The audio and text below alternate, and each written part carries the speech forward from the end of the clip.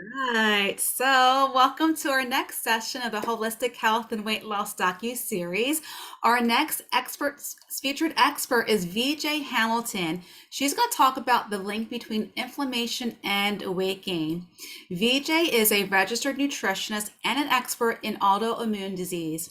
She combines the knowledge from her medical science degree in biochemistry and immunology with nutritional therapy to offer a thorough and personalized approach to support her clients based on the most current scientific research.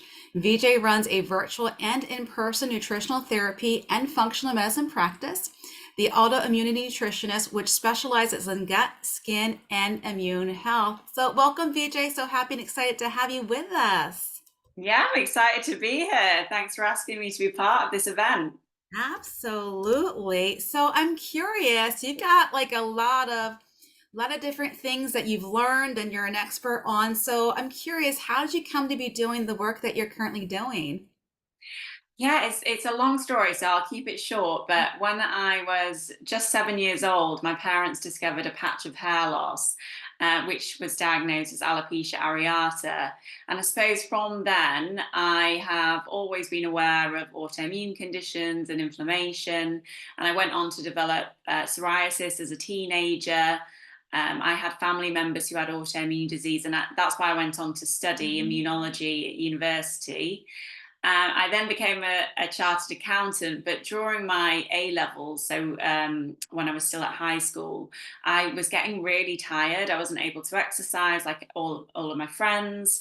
And I later, well, after years of kind of working as an accountant Mhm. and having joint issues and lots of inflammatory symptoms, as well as having the alopecia and the psoriasis, which didn't ever go away, it just kept coming back in cycles. Mm. I was finally diagnosed with chronic fatigue syndrome in my early Oh, 30s. wow. And so I just started studying nutrition because as a hobby, really, because I was seeing a nutritionist, and I think my husband just said to me, "Well, why don't you learn about it? Because you've got the science background."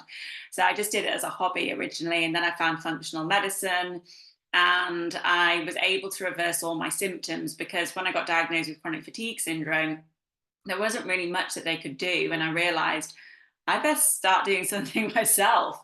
That was that was over 10 years ago now, but I have been symptom free for over 9 years since taking that Great. approach and really dealing with the root of the issue and reducing inflammation in my body. And I feel like I was probably inflamed since a child. And it's been just absolutely transformational now living without inflammation. And it can have a knock on effect to so many different issues, including weight. And once you reduce inflammation in your body, it can make a big difference in lots of different symptoms. Yeah, absolutely. So we're talking about inflammation and weight gain. So Yeah. you go ahead and share your screen if you need to. Okay. And we've talked about a little bit inflammation the past couple of days, but now we're going to get a little bit more specific, more detailed. Okay, I see your screen. We're good to go. Great.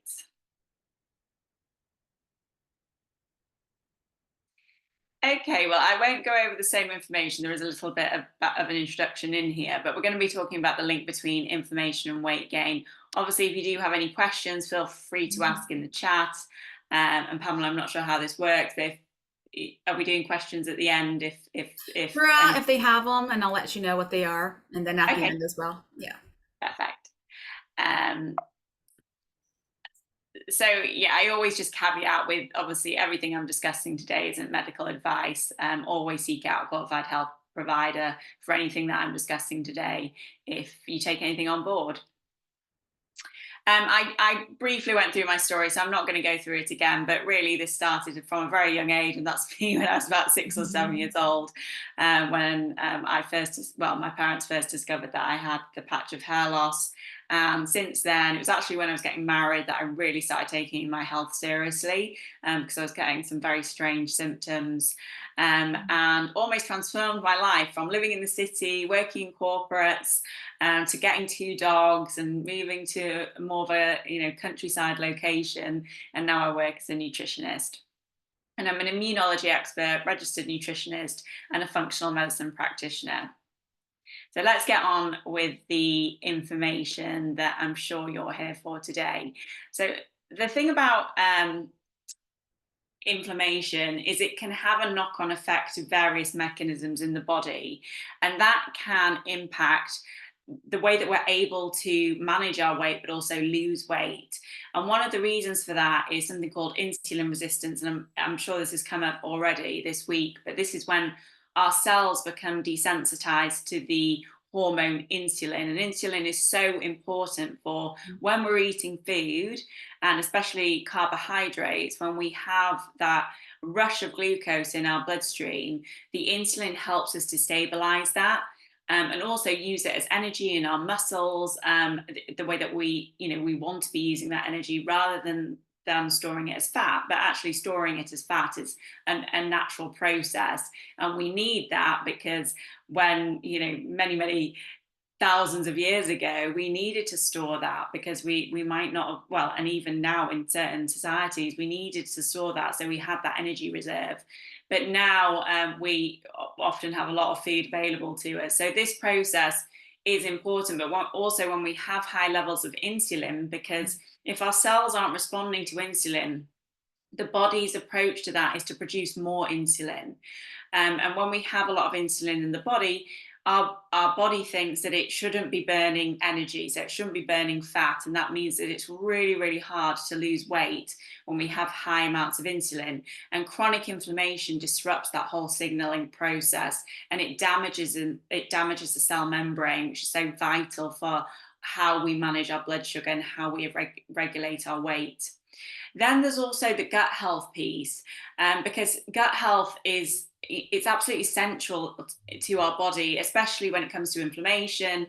And as you know, I'm an expert in autoimmune disease, so it's at the heart of those types of conditions, because often if there are imbalances in the gut, and especially if we have increased intestinal permeability, where we're letting in particles from the gut into the bloodstream, that can fire up inflammation, and that can lead to this low-grade systemic inflammation. And I should have really said at the beginning of the presentation, obviously not all inflammation is bad. If we get injured or if we get sick, we need that inflammatory response to protect us. But it's when it becomes chronic and it's there all the time that it can cause disruption in our how hungry we feel, our mood, our cravings, and that just makes weight management all the more challenging.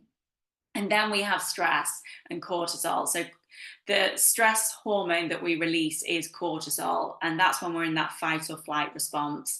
And again, this is an amazing process that the body has adapted over the years.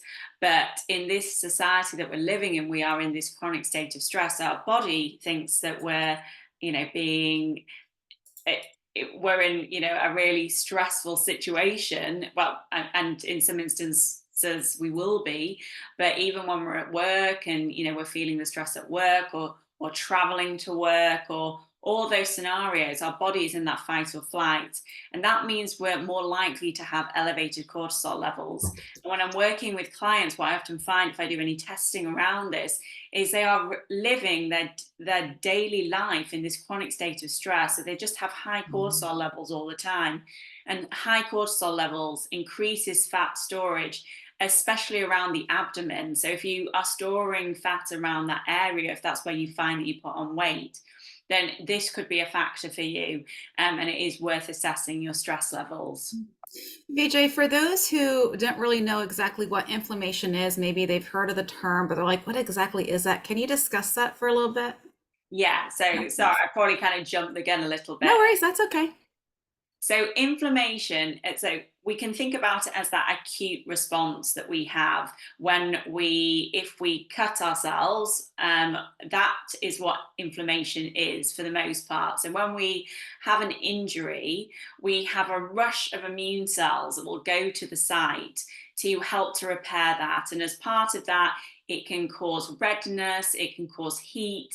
And that is just part of your body trying to heal that injury. And that happens when we have a viral or bacterial infection. Our body will respond in that way. So it's attacking the virus. and it's creating an inflammatory response to keep your body safe. But over what can happen is in some individuals and a lot of us for various reasons, we become chronically inflamed because there are many reasons for this. It can be stress levels, it can be imbalances in your gut, it can be the fact that you've come across a lot of viruses over your lifetime. So instead of having that response to an injury or to a pathogen, your body has this chronic state of inflammation. So your immune cells are constantly fired up and trying to fight against something. And for example, if you have an autoimmune condition, the body is so fired up, and for there's various reasons for this. It starts to attack self tissue. So for example, somebody who has alopecia, their immune system starts to attack the hair follicle. And it's because they're in this chronic state of inflammation. And there are, as I said, there are many reasons for that. And understanding what your reason is quite key to bring down the inflammation. But weight and adipose tissue produces certain cytokines. These are messengers to the immune system to tell the immune system to fire up that inflammatory response. So adipose tissue, so weight in itself is inflammatory. So the more that you bring your weight back into balance and you lose weight, you find that your inflammation will go down just as a result of that. And for example, in something like arthritis, they used to always think that people had their joints were worse with weight because the joints were heavy.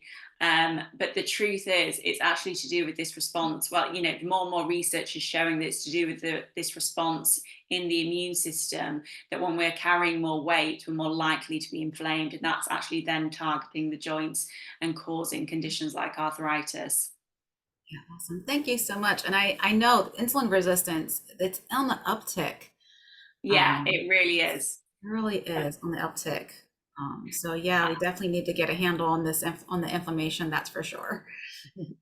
Yeah, I mean, I used to always see high blood sugars as low insulin. So Mhm. as we're familiar with diabetes, so Yes. the pancreas wasn't producing enough insulin. So that's the way I always saw it, and that's the way Mhm. I always learned about it at university. But actually, it's more a lot of the time now when I'm seeing clients, it's to do with their cellular health, nothing to do with their pancreas and how much insulin they're producing. It's how well they're cells are responding. So I'm definitely Mhm. seeing it on the up as well.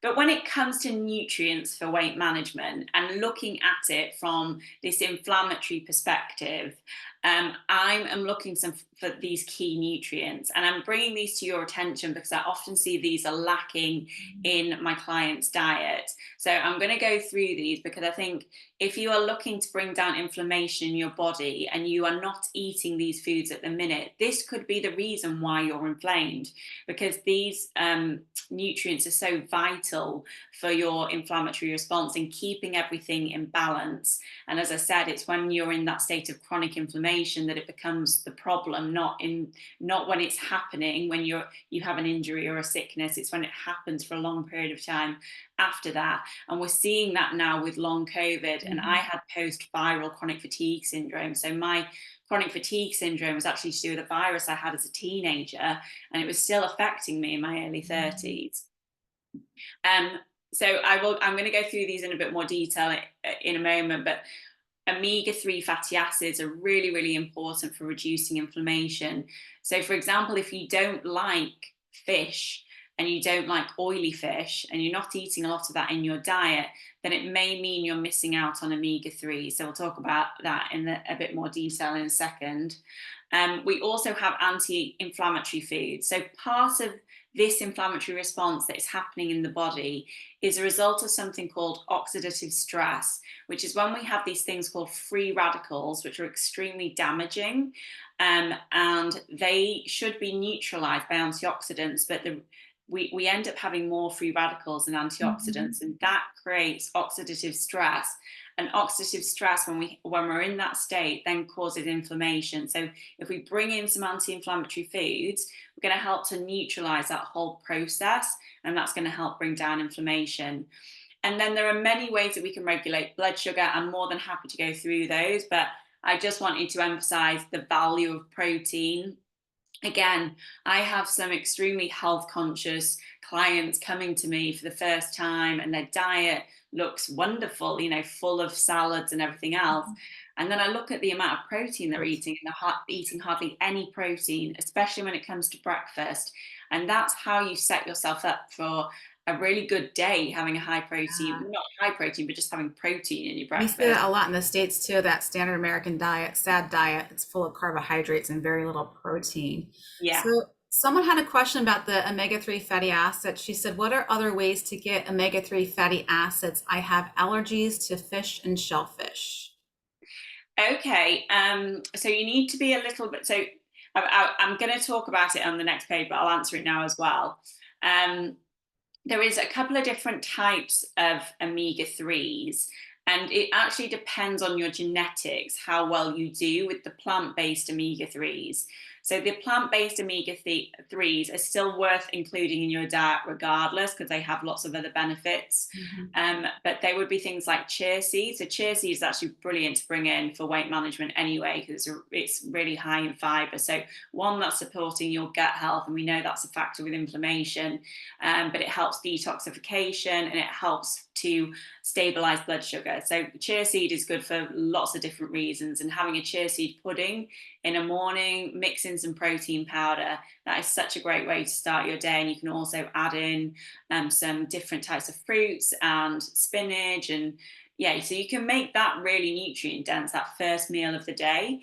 um, the other thing is flaxseed, which is quite similar to chia. So you can add those into a smoothie. You can put them on your breakfast. You can add them to a chia seed pudding. You can actually add, then they're quite savory, so you can add them to soups and things as well.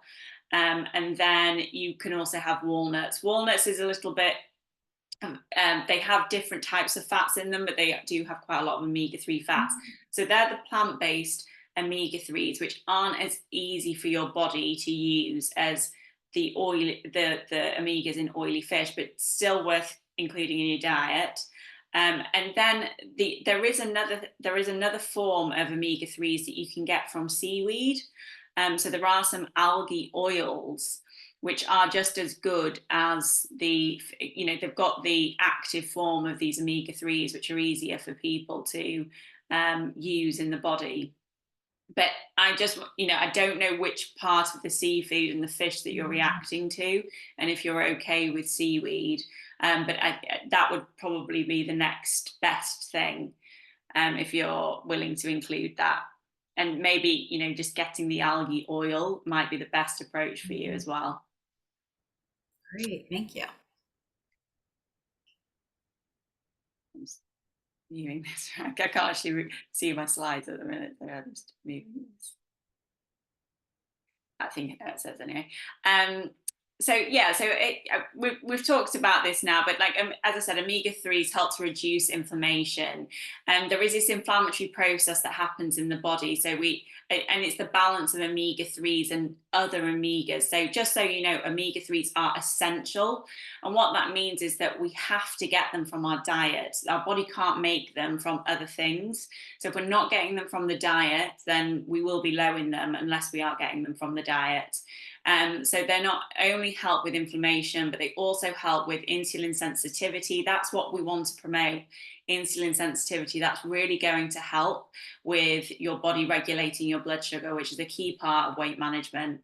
And then omega 3s also support brain health and may help to lower stress, in the sense that they're probably going to regulate your neurotransmitters, which is extremely important in regulating your stress response. So there are various reasons why it's good to include. But as I said, it's not just about the amount of omega 3s in your diet. I will sometimes have clients come to me and they're taking a fairly strong fish oil, but because of the amount of omega 6s in their diet, that Mhm. can sway the balance. So omega 6s are pro-inflammatory. So I mentioned about inflammation at the beginning, and that it protects us when we get injured or when we have an illness. But we don't want to be in a chronic state of pro-inflammation, and that's what omega 6s do. So it's not that we don't want them in our diet, but we don't want them heavily in our diet. And unfortunately, they are in a lot of the seed oils, which are in the processed foods. So the more that we eat whole foods, the lower our omega-6s are likely to be. And the less we use seed oils and those types of fats, the lower our omega-6 is going to be. And then we can bring in the omega-3. So it's just as much about balance as the amount. So if you can lower omega-6s, you're not going to need as much omega-3. And again, the higher omega, and it's called the omega-3 index. And there's lots of testing companies that you can go to and get this checked, and you can order it and you can do it at home. So that might just be something to like check in on, because that's going to give you a good indication of whether you have a higher omega-3 index or a very low one. And if you are following a vegetarian diet, I often find that my clients have a very high omega-6, because unfortunately a lot of the vegetarian foods do have a lot of omega-6s in them. And this is exactly what we were just talking about. So not all omega-3s are the same. We have ALA, EPA, and DHA. And EPA and DHA are those ones to look out for. You can see them on the back of labels. If you are looking at supplementing, they will give you the EPA and DHA content of them. And then you can get that from oily fish, and that's the best source, but you can also get it from seaweed, and there are algae oils that you can get that from. And then the ALA form, which is more the plant-based form, is things like flaxseed, chia seed, and walnuts. So then we have antioxidants, and these can really help to bring down inflammation because they help to reduce those free radicals. So, eating oily fish, berries, leafy greens, all the good stuff that I'm sure you're aware of. You can have, making sure that you're having, they have a lot of nutrients in them. So, it's not just vegetables that have antioxidants in them. A lot of the plant-based foods, especially the ones that are darker in color, have antioxidants in them, and some of the legumes. So when you're looking at something that's black or red or purple, it's going to have a high antioxidant content.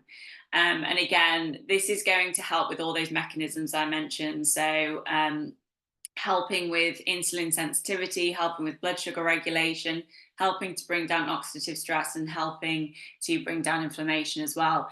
And don't forget things like spices as well. So like turmeric and ginger and garlic and all the different herbs. When I started changing things for my own health in my early 30s, I started cooking from scratch, and I did something quite radical and just decided to get rid of my microwave, because I knew then I would have to cook from scratch for most things. And I started just chopping up herbs, putting them with olive oil. And that's what I used as sources, because I do like, I love flavorful food. And that's a powerful antioxidant as well. All those different types of herbs like basil, oregano, coriander, all these herbs are just so rich in antioxidants as well. So here are some of the most anti-inflammatory foods you can start to include. So I've mentioned oily fish, and I have a podcast actually, and I talk about omega-3s all the time because I think they can make such a big difference. But you can look at berries, things like black currants or blackberries or raspberries. I know a lot of us go for blueberries, but actually some of the berries are even higher in antioxidants and fiber. And just think about the amount of skin that it's got. So like a black currant will have a lot more fiber than a blueberry. But I mean, I like blueberries as well, but go for the smaller ones if you can, because they're lower in sugar. Spinach, I'll throw spinach into sauces and curries and my smoothie. So it's just really easy. You don't need to have it as the main ingredient. You can just throw it into different dishes. Walnuts you can have as a snack. You can also crumble, crush up. You can put them on top of soups and on top of salads. And I think turmeric, there's lots of research around it, and it's been shown to be beneficial, not just with weight, but a lot around inflammation and autoimmune disease as well. And I always think this is just so easy. I was looking at my lunch today. I was quite proud of myself, because I had my rule of thumb when it comes to my meals is to make sure that I have 3 different colored either fruits or vegetables. And the way that I started living my life. I like to keep things simple. And I know that might sound like a lot, but all I had was some spinach, garlic, and some butternut squash. That's what I had as part of my lunch, and that's three colours. And it would, I didn't even think about it. I knew I was doing this today. I was like, yeah, I just must do this without even thinking now. And I'm sure it will be the same for you once you start to incorporate this. But just these little, not rules, but little things to guide you can go a long way. And then protein. I mean, protein isn't just about helping with inflammation. The reason it can be helpful is because, one, your immune system is made of protein. So if you are lacking in protein, your immune system can become dysfunctional. And there is another side of the immune system that keeps everything in check. So we talked a lot about that inflammatory response, but there is part of the immune system that keeps everything harmonized. And that is reliant on you having the right types of proteins in your diet. But outside of that, when it comes to weight, I mean, eating protein actually helps it supports your metabolism. My guide is to make sure that you're eating a palm-sized amount of protein with every meal, including breakfast. It helps you. It helps you feel fuller for longer as well. And you are better to snack on protein than any other food. And on top of that, it really helps with muscle mass. And muscle mass is anti-inflammatory in nature. And you've got to start from your own baseline, but combining protein intake with regular strength training can be extremely helpful. I For years I used to go to the gym and go on the treadmill, and I would run for 30 minutes and I'd be done. And to be honest, especially when I had chronic fatigue syndrome, that just was not the right type of thing for me to be doing. Yeah. Building muscle, as I said, is anti-inflammatory. Once you have the muscle after lifting some weights, that helps to keep your metabolism running at a higher rate. It's great feeling strong as well, but as I said, you have to start where your body is currently at. But there are, even lifting light weights is going to help with this. So I think lifting weights in combination with having that palm-sized amount of protein with every meal can go a really long way for both reducing inflammation, but also for maintaining a healthy weight. And I've given some examples here of some of the many different types of exercises you can do. You've got to do what you enjoy doing. I was lucky enough to discover Pilates when I was actually going through all the changes to my health in my early 30s. And that's my go-to. That's how I love Pilates. It helps me, it helps put my mind at ease as well. But I also, enjoy lifting weights now. I've got a lot of clients that will go swimming, and you can do exercises sitting down as well. And just making sure that you're including enough protein. And in particular, there are 3 amino acids, and this is something to always be aware of when it comes to your diet.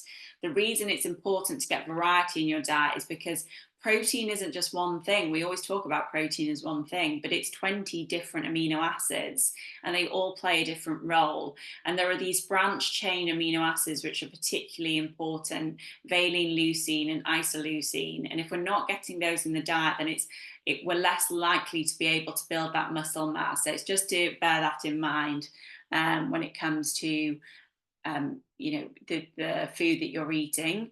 A lot of the animal products will include that, but you can also look at supplementation if that's something you are interested in. But obviously work with a health provider before you supplement anything like that. But just if you are on a vegetarian diet, you need to be a bit more mindful around those types of amino acids. So when it comes to weight management, there are some other considerations, especially around bringing down inflammation as well. But green tea or matcha is a really great thing to help boost your metabolic rate, and it's also anti-inflammatory. And one of the tips that I'll often recommend my clients is to go outside first thing in the morning, because that's going to help to set your circadian rhythm as well. Because if you're not getting proper sleep, you are far more likely to be inflamed, because that's when you're regulating your immune cells.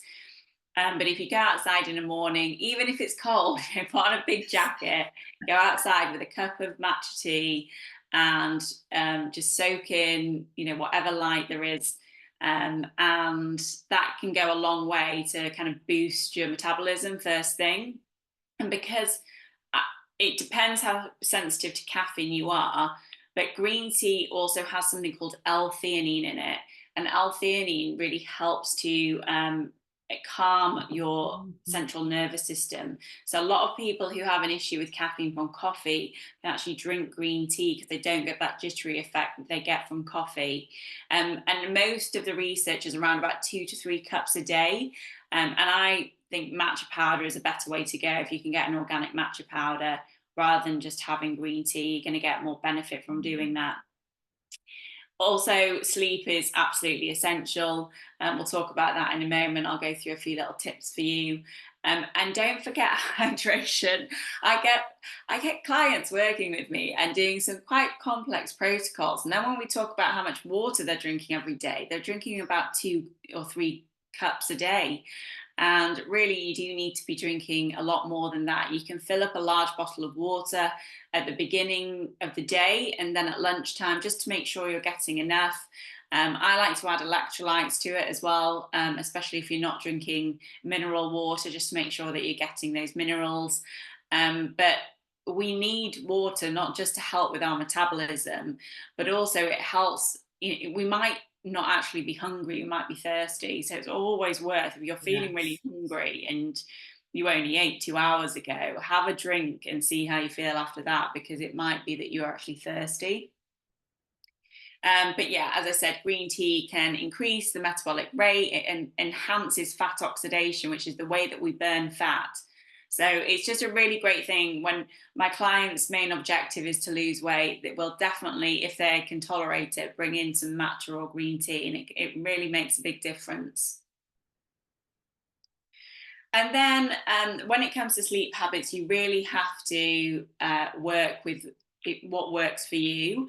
What I find with clients who have a routine before they go to bed and they do the same thing every night, and not everyone's going to be able to do this every single night, but if you have a set routine, so your body knows that it's going into sleep mode, that can really help. And it might be reading a book, it might be doing some stretching, it might be having an Epsom salt bath, whatever works for you. But get into a routine, get into a consistent bedtime, and that can make such a big difference when it comes to your sleep. And if you do find that you have a lot of worries on a night and you're overthinking things, then journaling can really help, to have like a worry journal. Just write everything down. You'll be amazed at what a difference it can make. You don't even need to think about what you're writing. Just get anything that's in your head onto a piece of paper, and that can make a big difference. But as I said, actually, how well you sleep starts in the morning. And when you get that exposure to the sun first thing, that can make a big difference, because your body just recognizes that straight away in the morning, and then you will be more tired at night. And just making sure that your room is dark, well ventilated, as much as you possibly can. And if you do feel like you're quite distracted with your phone or a tablet, it really is best just to have it out of the bedroom if you're able to, and just have like a book that you read before going to bed. I also use a weighted blanket. I track my sleep on my Aura ring, which I find, has made such a big difference to me.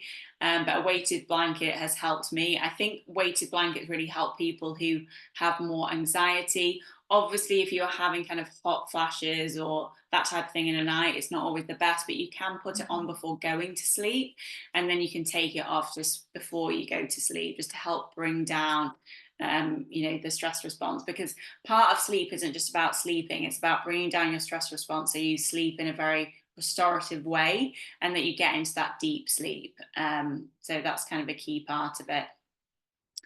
And then when it comes to staying hydrated, as I said, you can fill up that bottle. Having a water bottle, I think, really helps you to track how much you're actually drinking. If you don't really like water, you can flavor it with things like cucumber and watermelon, and you can just actually blend up some berries and put them in as well. You get like a And spa type water you get at the spa. yeah, But you can do that. You can make it. You know, you deserve the luxury. You can put in Right. mint. You can do all sorts. Um, and if you really struggle with this, and I know so many people who struggle with this, then it might be best just to set an alarm so that you remember to drink, because this could make such a huge difference. If you are dehydrated, I mean, I used to get like really bad migraines when I was in my early 20s. And by making sure that I was drinking enough water, it made such a huge difference. And I'm sure, you know, it's not always that easy, but you may have a symptom or you may be feeling fatigued, and it might just be that you're dehydrated. And then I just always like to mention these four things because they are really important, that when it comes to your health, and just it's sometimes just good to have a review of how you're currently spending your time. Deep breathing, as I said, I discovered Pilates about 10 years ago. And when I first got there, my instructor just said to me, "You are shallow breathing all the time." And I was a really anxious person as well. And it's probably because my body just wasn't being oxygenated, because I was always breathing from here. And I've learned over the years to be able to breathe from my belly and breathe properly. And you can do this. If you do a minute of deep breathing, you're going to feel so different by the end of it. I'm working with a client at the moment who had really high blood pressure, and she was so worried. And she sat on the sofa and did some deep breathing for 5 minutes, and then took her blood pressure and it had come way down. That's how impactful it can be. And then that, you know, and just so you know, when your blood pressure is high, if you're in a chronic state of stress, your inflammation is going to be high. And when your inflammation is high, you're not going to be able to lose weight. So by breathing, you're actually bringing your stress levels down. Even if it's just for that moment, at least it's not just going like this all throughout the day. You're going to have those dips, and it's going to start again probably, but at least you're getting it down throughout the day. um, you know, the best antidote to stress is laughing. So do things that make you feel good. Be around people that make you feel good. Even, you know, if you can't, if there's nothing around you that's going to make you feel good, watch something funny. I just started following this comedian, and he just does little short snippets. And if I'm not feeling great, I just watch one of them, and it just makes me laugh. And then journaling for me personally helps me hugely. It's not for everyone, I realize, but it's certainly worth giving it a try. I really love The Artist's Way. If you haven't come across that book, it gives you kind of a guided process of how to get into journaling as well. And then, as I said, moving, but particularly lifting weights has been shown to release these things called myokines, which are anti-inflammatory molecules, which really help to reduce that systemic inflammation. What was that book again, VJ? Oh, sorry, it's called The Artist's Way, by somebody Cameron. I should really know her name. Yeah, The Artist's Way, though, is what it's Okay, called. perfect. Thank you. Julia Cameron, that's it. So thank you for being here today.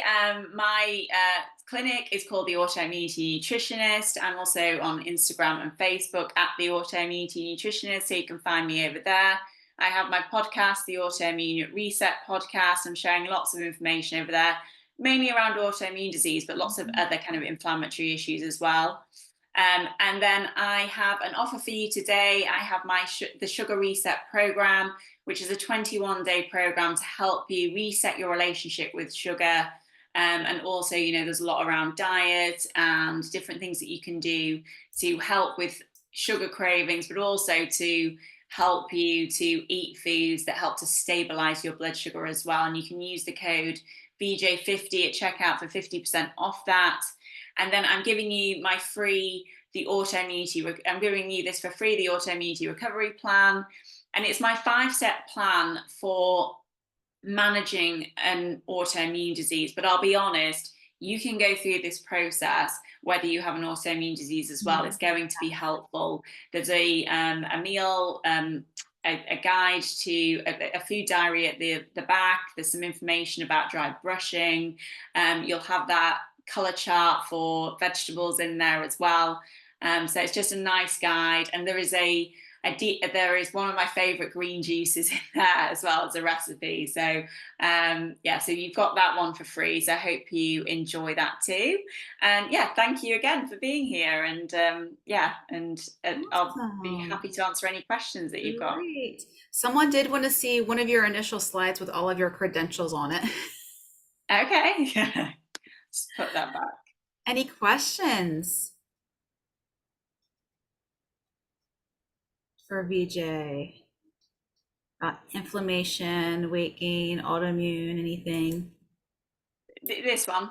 Yes, that was the one. Yeah, she wanted. Yes. Rhonda says, thank you. It was great content. Good. Good, good, good. Yeah, I think when it comes to the fish oil, a lot of people are doing more of the omega-6s and they're more inflamed because of just virtue of lifestyle and what they're eating and not understanding that the 3 and 6 out of balance is just driving more inflammation for them. Yeah, So, definitely. It's one of the main things I'm seeing, to be honest. mhm. Being that out of whack. And so for those who aren't aware, what are they do what are the forms of omega-6? Like where are we getting those from, for those who aren't aware? Well, the main sources of them are like industrial seed oils.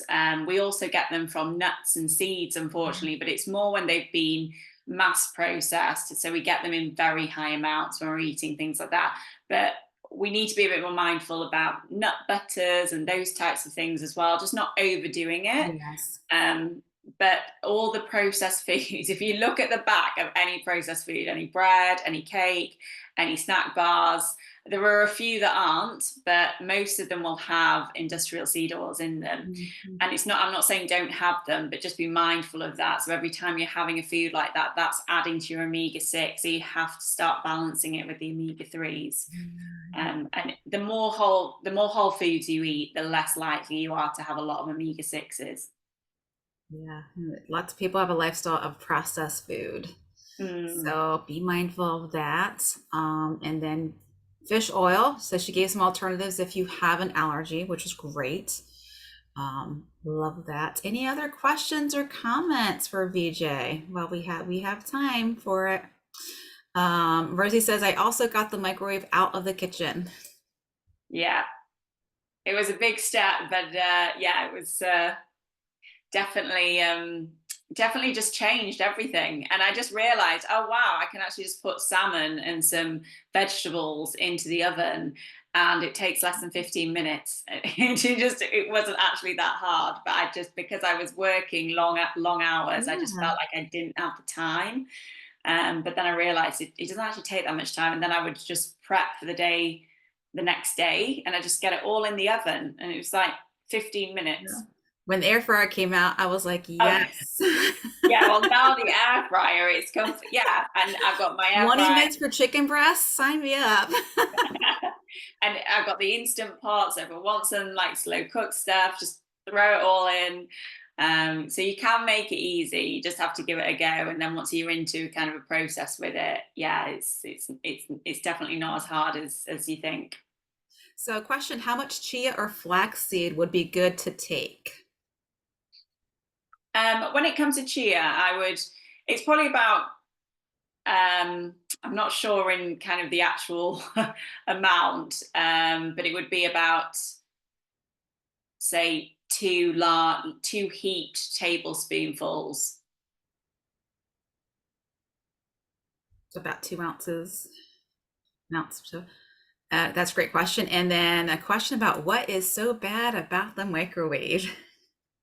To be honest, there is nothing that's to do with my story. There isn't actually, I don't have any issues with microwaves. I mean, there's a lot of debate around, whether there's an issue with microwaves. My problem was when I was working as an accountant, I became reliant on microwave meals and I thought that they were really healthy because we have the traffic light system here and they were all in green because they were low sugar and low fat but also low nutrients. And I just got so reliant on them that I had to, by getting rid of it, I knew I couldn't have those microwave meals anymore. So that was just a big turning point for me. So it's not that it was bad, and I think you do have to be a bit more mindful about the plastics, but that's probably another conversation. Mhm. Um, but for me, it was just so that I started cooking from scratch, and I didn't have that option anymore. But Yeah, now, the air fryer. I mean, that's a great invention and makes yeah. everything easy, and you are actually eating whole foods rather And than those microwave and also meals. what I found that people were overcooking their vegetables in the microwave, so there's less nutritional value to what they're eating just by virtue of it. They're Yeah. mushy vegetables now from the microwave too. I was doing my eggs in the microwave. I mean, I was using it for everything. And I'm not against that either. But again, they were just so well done. You just feel like you have zapped out a lot of the Yeah. nutrients. So got swollen ankles and feet, especially after eating salty foods. Any natural remedies? I would focus on like herbal teas. I don't know how much you like herbal teas, but things like dandelion Mhm. and more of the bitter type of herbs in a tea is going to help with that. It's just going to support your kidney health. And that's what can often happen. The kidney can become a bit overwhelmed, especially with salt.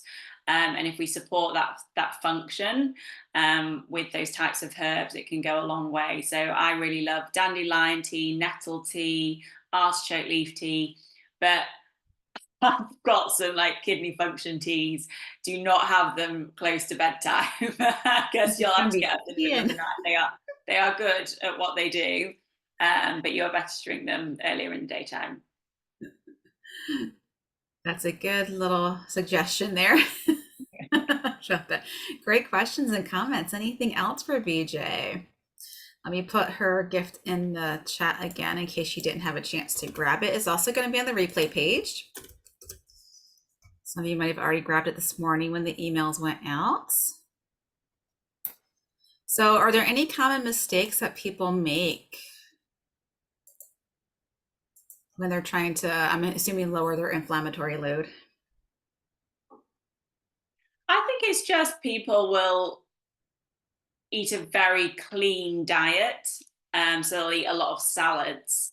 Mhm. And it's not that they're bad, but it's just that sometimes if you're eating a lot of leaves and a lot of salad vegetables, they're great at kind of cleansing and supporting your liver and kidneys and fiber potentially, but they don't have a lot of nutrients where you really need the proteins, the healthy fats, the potent antioxidants.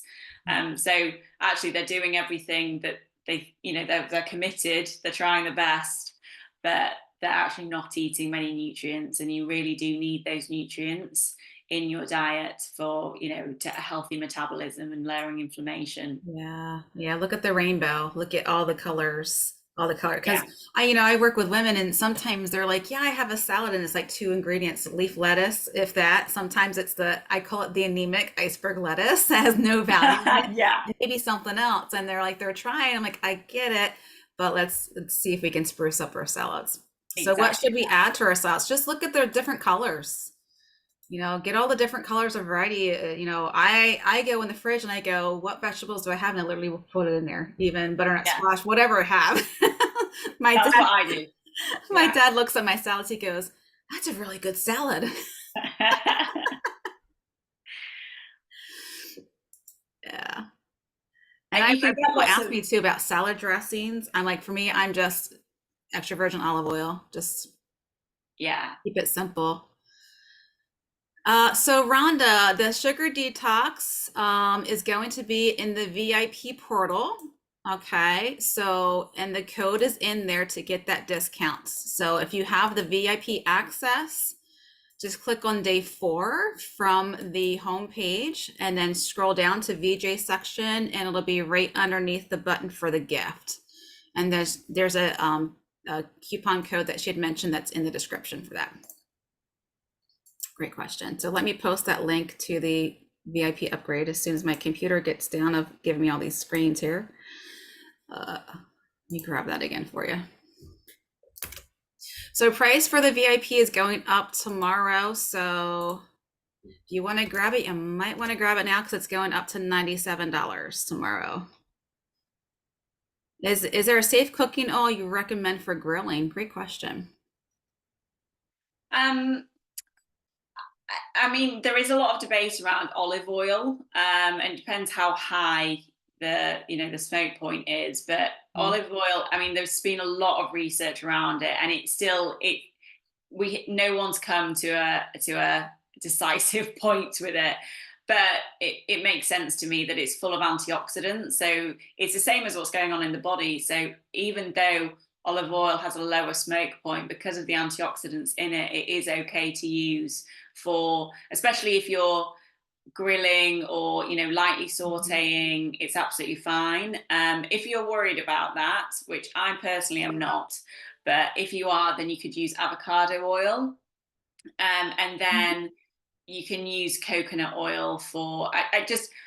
I find some clients are a bit sensitive to coconut oil for various reasons.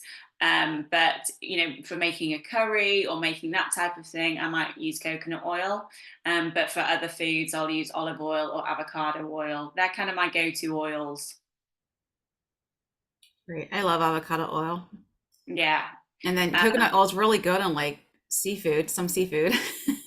the only thing for me with coconut oil is it's just it's not a liquid, which Yeah. is probably a good thing for when you're kind of putting it at a high smoke point. But you can't drizzle it on vegetables or anything. Yeah. Awesome. Unless you live in hot Florida and it melts Oh, okay. from the Oh, heat. yeah, not here, but that's good. You're lucky. You get it from the grocery store by the time you get it into the house, it's melted. Karen, did you have a question? Yes, if I've been chronically inflamed because I've been overweight most of my life, is that going to have a lot of negative effects? Because now that I'm older, I'm getting all these things, and when I Google it and research it, I'm like, oh my gosh, I have like 50 different things from being overweight. And if you looked at me, you'd think I was healthy, just a little heavy, but I have all these issues that I'm connecting to the weight gain and the inflammation. So if you're inflamed for decades, is that possible to reverse, or should I just buckle up and prepare? I honestly believe you can revert. I was inflamed for 25 years, and that's how long I had autoimmune disease. And I completely reversed all my symptoms. I honestly didn't know any different. And then once it went away, and especially like the fatigue and the joint pain, I just couldn't believe it. So the body has an amazing ability to heal when we give it the right foods, and we value ourselves and do all the right things for ourselves. And I know that's not easy, and it took me 25 years to do it properly.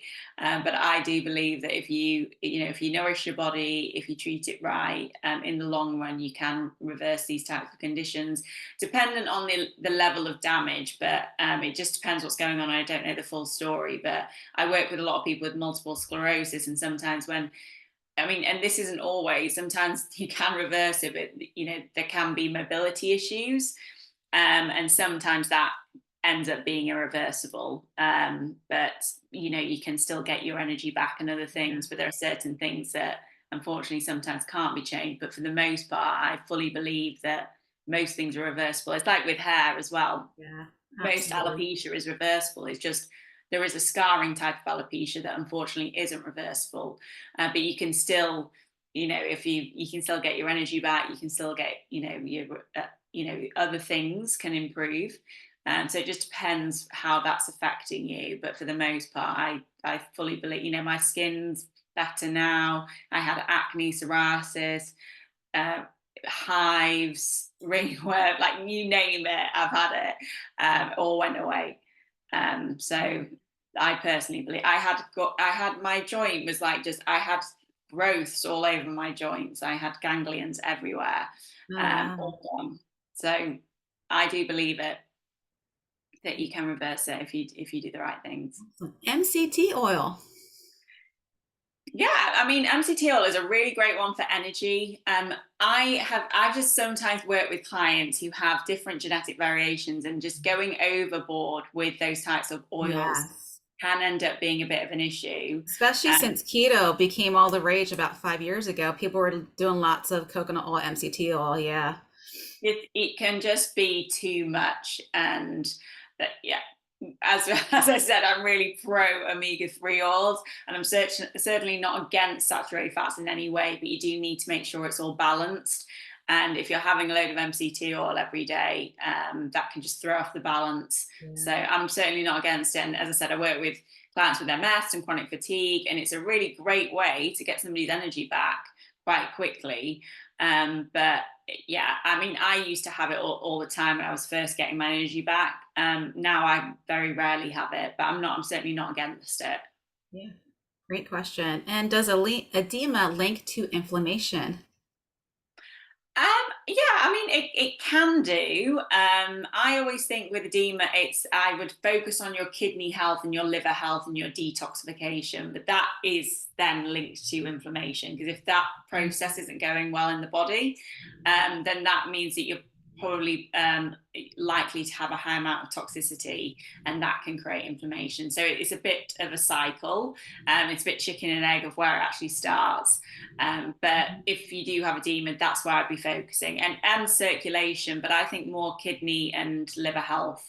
And there are lots of different herbs and citrus fruits and bitter herbs and teas, and those types of things can really help with that system, and making sure that you get enough protein. Yes. Protein is vital for detoxification. Yes, absolutely. Great conversation, great questions. Thank you so much, VJ. Do so appreciate you sharing your wisdom with us today. Do so appreciate it. Thank you, Pamela. It's been lovely to be here. And yeah, thanks for all the great questions. I've really enjoyed it.